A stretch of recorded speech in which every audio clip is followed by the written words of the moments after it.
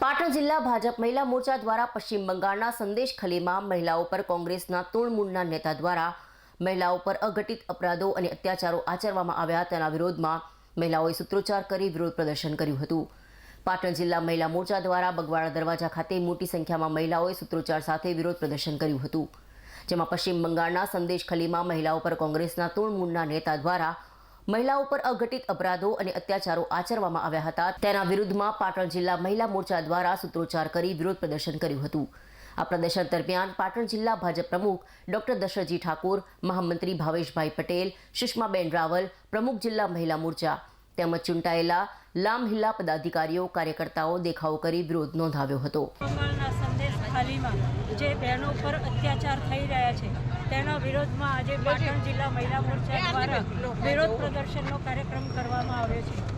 જે મહિલા એક મુખ્યમંત્રી હોય અને એના રાજમાં મહિલાઓને પોતાના અધિકાર માટે અને રક્ષણ માટે જો સડક ઉપર આવવું પડતું હોય તો મમતા બેનર્જી માટે ખૂબ શર્મની વાત છે। અને પાટણ જિલ્લા મહિલા મોરચો અમે એક મિનિટ પણ એમનો મુખ્યમંત્રીના હોદ્દા ઉપર રહેવાનો અધિકાર નથી, એમના રાજીનામાની માંગણી કરીએ છીએ અને આ કૃત્યને ખૂબ જ અમે વખોડી કાઢીએ છીએ, સખ્ત શબ્દોમાં વખોડી કાઢીએ છીએ।